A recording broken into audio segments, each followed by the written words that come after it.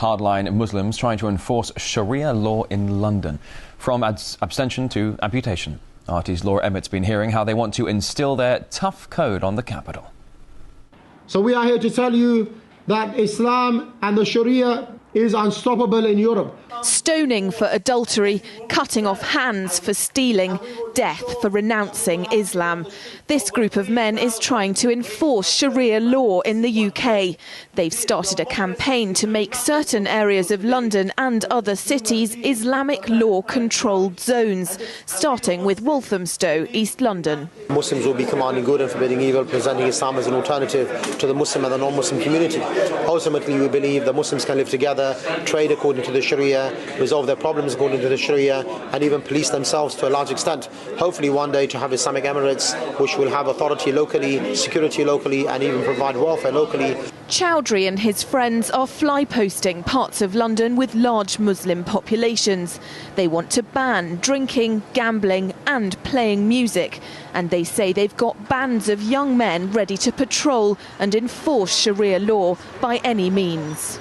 Now, that enforcement will not initially be on the level of inviting and forbidding verbally. But if someone has the capability to forbid what in essential is something evil, like pornography or prostitution, he should do so. And by that you mean physically? Of course, I believe that prostitutes that are near the mosque, they should be run out of the area. These Muslims say British society is broken, riddled with drugs, crime and prostitution. Because of that, they firmly believe members of the communities they're targeting will welcome Sharia law. But the word on the street about the campaign tells a different story. It comes down to, if you don't like the laws of the place you live, find somewhere where you do appreciate the laws, and all of these things are completely legal in this country. This is not India or Pakistan, this is England. We've got our own laws. People haven't got a right to come in here and bring their laws in here. Well, I think that would cause nothing but trouble.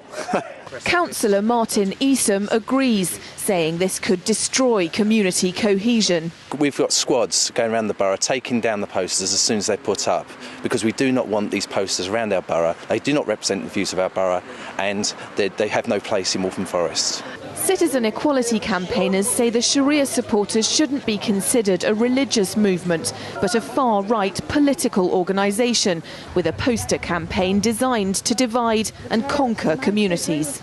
The danger lies in dividing people, dividing communities, creating mistrust, and particularly from non-Muslims towards moderate Muslims. I think this is part of their aim, is to create mistrust. So they can then turn to moderate Muslims and say, look, everyone hates you, we're your friend, turn to us. And it's a very, very dangerous thing, and it's a political tactic to increase their own power.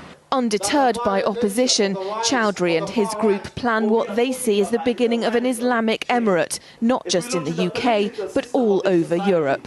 Police have mobilised to take these posters down as fast as they appear, but Chowdhury and his group say they've formed bands of vigilante enforcers to make sure Sharia is adhered to, verbally or physically.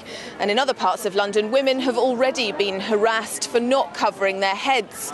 If these Muslims ever get their way, I won't be able to dress like this on the streets of Walthamstow or many other parts of London, Brussels, Rome and Paris. Laura Emmett, RT, Walthamstow, London.